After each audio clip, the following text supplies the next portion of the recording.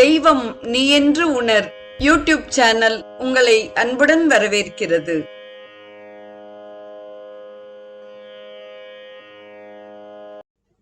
அன்பு உள்ளங்கள் அனைவருக்கும் உற்சாகமான இனிய சுபதின வணக்கம். இன்றைய தினம் தொடங்கி நாம் கந்த புராணத்தை ரசிக்க இருக்கிறோம். முதலில் தமிழில் கந்த புராணம் இயற்றியுள்ள கச்சியப்ப சிவாச்சாரியர் வரலாறு குறித்து சிந்திப்போம். கச்சியப்பர் காஞ்சி குமரக்கோட்டத்தில் குருக்களாக பணியாற்றிய காலத்தியப்ப சிவாச்சாரியரின் தவ புதல்வராய் தோன்றினார். கச்சி என்பது காஞ்சிபுரத்தை குறிக்கும். அங்கு உறையும் சிவபெருமானே கச்சியப்பர் என்று அழைக்கப்படுகிறார். எனவே காஞ்சியை சேர்ந்தவர்களும் காஞ்சிபுரத்து ஈசனிடம் பக்தி கொண்டவர்களும் குழந்தைகளுக்கு கச்சியப்பர் என்று பெயர் சூட்டுவது மரபு. சிவாலயங்களில் பூஜை செய்யும் சிவவேதியர் குலத்தில் தோன்றி தாமும் அப்பணியிலேயே அமர்ந்திருந்ததால் அவரை கச்சியப்ப சிவாச்சாரியர் என்று அழைத்தனர். கச்சியப்பர் வடமொழியிலும் தென்மொழியிலும் ஆழ்ந்த புலமை பெற்றிருந்தார். வேத ஆகமங்களுடன் சைவ திருமுறைகளிலும் ஈடுபாடும் பக்தியும் கொண்டிருந்தார். வடமொழி வேதங்களுடன் தமிழில் ஆழ்வார்கள் அருளிய பிரபந்தங்களையும் கற்று தேர்ந்தவர்களை வைணவ நெறியில் உபய வேதாந்த வித்வான்கள் என்பர். அதனை சுருக்கி ஊவே என்று பெயருக்கு முன்னால் போட்டுக்கொள்வார்கள். அவ்வகையில் கச்சியப்ப சிவாச்சாரியரையும் இருமொழி மறையவர் என்று இன்தமிழால் நாம் அழைக்கலாம். காஞ்சி குமரக்கோட்டத்து குருக்களாக அனைவரும் மகிழும் வகையில் பூஜைகளை நிறைவேற்றி வந்த கச்சியப்பரின் கனவில் ஒரு நாள் கந்தவேளாம் முருகன் தோன்றினான். எமது வரலாற்றை கந்த புராணமாக தமிழில் இயற்றுக என்றான். அத்துடன் தானே திகட சக்கர என்று நூலுக்கு அடியெடுத்து கொடுத்து அருளினான். கந்தவேள் கருணையை எண்ணி வியந்த கச்சியப்பர் கந்த புராணத்தை இயற்றத் தொடங்கினார். ஒவ்வொரு நாளும் 100 பாடல்கள் வீதம் இயற்றுவார். இவர் அர்த்தஜாம பூஜைகளை முறைப்படி நிறைவு செய்தவுடன் தாம் இயற்றிய பாடல்களை குமரவேளின் திருவடிகளில் வைத்து விடுவார். அடுத்த நாள் காலையில் திருக்கோவிலை திறந்து பார்க்கும் பொழுது முதல் நாள் இரவு வைத்து சென்ற பாடல்களில் ஆங்காங்கே சில திருத்தங்கள் செய்யப்பட்டு இருக்கும். ஆம், கந்த பெருமானே தனது திருக்கரங்களால் திருத்தம் செய்து அருளி வைப்பான். நூல் நிறைவு பெற்று அரங்கேற்ற நாளும் வந்தது. தொண்டர்கள் காஞ்சி நகரத்தையும் கந்தவேள் கோட்டத்தையும் அலங்கரித்தனர். புலவர்களும் அடியவர்களும் வந்து அரங்கேற்ற மண்டபத்தில் கூடினர். காஞ்சி பட்டு விரித்திருந்த பீடத்தில் கந்த புராணத்தை வைத்து வழிபாடுகள் நடத்திய பின் கச்சியப்பர் ஆறுமுகனையும் அவையோரையும் வணங்கி தமது நூலை பிரித்தார். கணபதி காப்பு செய்யுளான திகட சக்கர செம்முகம் ஐந்துளாம் என்ற பாடலை படித்தார். விளங்கா நிறை 10 திருக்கரங்களும் செம்முகங்கள் 5 உடைய சிவபெருமான் என்று விளக்கத் தொடங்கினார். அப்போது அவையில் இருந்த ஒரு புலவர் எழுந்தார். கச்சியப்பரே, திகழ் கூட்டல் தசம் என்பதை சேர்த்து திகடசம் என்று கூறுவது தொல்காப்பிய புணர்ச்சி விதிக்கு முரணானது என்றார். புலவர் பெருமானே, தாங்கள் கூறும் தொல்காப்பிய விதியை அடியேனும் அறிவேன்.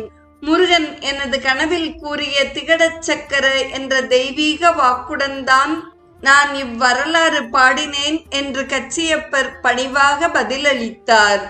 அப்படியா? அது உண்மை என்றால் அந்த கந்த பெருமானே வந்து அதனை உறுதி செய்யட்டும் என்றார் குற்றம் கண்ட புலவர். அஃது நாளை நிகழும் என்று கச்சியப்ப சிவாச்சாரியர் நம்பிக்கையுடன் கூறினார். அன்றைய அவை கலைந்தது. கச்சியப்பர் கந்தவேளை எண்ணியபடி கண்ணயர்ந்தார். அவருடைய கனவில் முருகன் தோன்றினான். கச்சியப்பரே, கவலையை விடுக. காவிரி பாயும் சோழ நாட்டில் வீர சோழியம் என்று ஓர் இலக்கண நூல் உள்ளது. அந்நூலின் சந்திப்படலத்தின் 18வது நூற்பாவில் திகழ் கூட்டல் தசம் என்பது திகடசம் என்று புணருவதற்கான விதியும் உள்ளது. சோழ நாட்டு புலவர் ஒருவர் நாளை வீர சோழியத்துடன் வந்து விழா மேடையில் விளக்கம் தருவார் என்று கூறி அருளினான். அடுத்த நாள் அரங்கேற்ற மேடைக்கு வந்த சோழ நாட்டு புலவர் வீர சோழியத்தையும் அதன் கண் இருந்த சந்திப்படலத்து 18வது நூற்பாவையும் காட்டி விளக்கினார். நூலை கச்சியப்பரின் கரத்தில் கொடுத்துவிட்டு அப்புலவர் அரங்கிலிருந்து மறைந்து விட்டார்.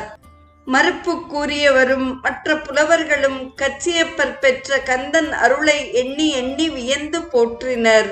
அரங்கேற்றம் இனிதே நிறைவேறியது.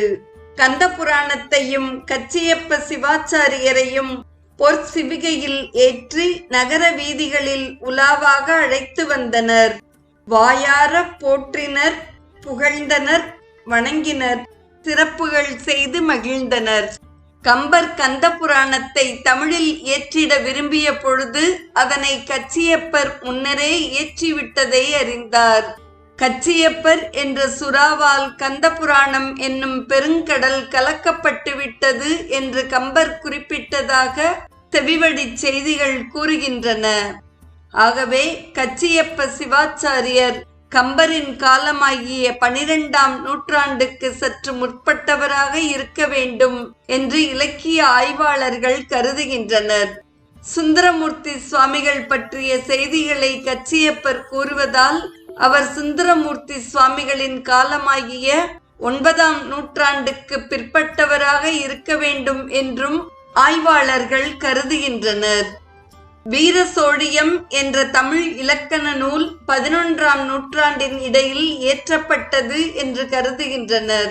காளமேக புலவர், அருணகிரிநாதர் ஆகியோருக்கு காலத்தால் முற்பட்டவரான கச்சியப்ப சிவாச்சாரியர் 11ஆம் நூற்றாண்டின் பிற்பகுதியிலோ அல்லது 12ஆம் நூற்றாண்டின் முற்பகுதியிலோ கந்த புராணத்தை இயற்றியிருக்க வேண்டும் என்று ஆய்வாளர்கள் நிறுவியுள்ளனர். தொடர்வது கந்தன் வரலாறு காலத்தால் முற்பட்டது என்பது குறித்ததாகும். தமிழில் கந்த புராணம் சற்றேறக்குறைய 1000 ஆண்டுகளுக்கு முன்னர் எழுதப்பட்டது எனினும் கந்த புராண வரலாறு காலத்தால் மிகவும் முற்பட்டது. ராம அவதாரத்திற்கு முன்னரே அது பாரதமெங்கும் பரவியிருந்தது. விஸ்வாமித்ர முனிவர் ராம லக்ஷ்மணரை தமது வேள்வியை காக்க அழைத்துச் சென்றார். அப்போது அவர் அரசகுமாரர்களுக்கு பல இடங்களில் வரலாறுகளையும் விளக்கினார். இதுதான் மன்மதனின் அங்கம் எரிந்த இடம். அவன் அங்கம் எரிந்ததால் இந்த நிலப்பகுதியை அங்கநாடு என்று அழைத்துள்ளனர். இதோ இதுதான் கந்தவேள் வந்துதித்த சரவணம் என்று விஸ்வாமித்திரர் குறிப்பிட்டிருக்கிறார். முருகனை குலதெய்வமாக கொண்ட வேடர் குலத்தில் தோன்றிய வால்மீகி அவன் 6 முகங்களோடு சரவணத்தில் தோன்றி வளர்ந்த செய்திகளை உள்ளடக்கி ஒரு படலம் பாடியுள்ளார். அத்துடன் அந்த படலத்திற்கு தனியே நூற்பயனும் கூறியுள்ளார். முருகன் அசுரர் குலத்தை அழித்தது போல் ராமனும் ராவணன் முதலானோரை அழிக்க வேண்டும் என்ற குறிப்பு தோன்ற விஸ்வாமித்திரர் அப்பகுதியை விளக்கினார். நக்கீரர் இயற்றிய திருமுருகாற்று படையே 10 பாட்டு நூல்களிலும் முதற்பாட்டாக விளங்குகிறது. அதுவே சைவ திருமுறைகளிலும் இடம்பெற்றுள்ள சிறப்பை உடையதாகிறது. முருகன் விழாவுக்கான பந்தக்கால் சிறப்பாக நடைபெற்ற செய்தியை மருதக்கலி ஆலமர் செல்வன் அணிசால் மகன் விழா கால்கோள் என்று குறிப்பிடுகிறது. சேவலம் கொடியோன் காப்ப ஏம வைகல் எய்தின்றால் உலகு என்று குறுந்தொகையில் உள்ள கடவுள் வாழ்த்து செய்யுள் கூறுகிறது. சேவற்கொடியை ஏந்தும் முருகப்பெருமான் காப்பதால் இந்த உலகம் அன்றாடம் பாதுகாப்புடன் உள்ளது என்று இப்பாடல் முருகனை புகழ்கிறது. முருக வழிபாட்டு சின்னங்கள் சிந்து சமவெளி நாகரிக காலத்திலேயே இருந்ததாக அகழ்வாராய்ச்சி வல்லுநர்கள் கூறுகின்றனர். சுப்பிரமணியோகம் என்று ரிக்வேதம் முருகநாமத்தை மும்முறை போற்றி மகிழ்கிறது. மகாபாரதத்தில் ஒரு பகுதியாக விளங்கும் பகவத்கீதையில் சேனாதிபதிகளில் நான் ஸ்கந்தனாக இருக்கிறேன் என்று கண்ணன் பெருமைப்பட கூறிக்கொள்கிறான். குலமலை உரைத்தரு குரவர்த்தம் மகளார் நிலை உயிர் கடவுள் என்று சிலப்பதிகாரம் முருகனை போற்றுகிறது. முருகன் குறவர் குல பெண்ணான வள்ளியின் நிலைபெற்ற உயிரை போன்றவன் என்று சிறப்பிக்கும் இளங்கோவடிகள் குறவர் தம் மகளார் என்று குறவள்ளியை மிகுந்த மரியாதையுடன் குறிப்பிடுதல் நாம் எண்ணி மகிழ்வதற்கு உரிய ஒரு செய்தியாகிறது. இவ்வாறு வடமொழி மற்றும் தமிழ் இலக்கியங்களில் கந்தன் வரலாறு பரவலாகவும் சிறப்பாகவும் இடம்பெற்றுள்ளது. இனி கச்சியப்பரின் காவியத்தை நாம் நாளை முதல் தொடர்ந்து சிந்திப்போம். இன்றைய ஸ்ரீ கௌமாரம் நிகழ்வில் கச்சியப்ப சிவாச்சாரியர் வரலாறு குறித்தும் கந்தபெருமானின் வரலாறு காலத்தால் முற்பட்டது என்ற விளக்கத்தையும் செவிமடுத்த அத்துணை நல்ல உள்ளங்களுக்கும் நெஞ்சார்ந்த நன்றி. மீண்டும் நாளைய நிகழ்வில் இணைவோம்.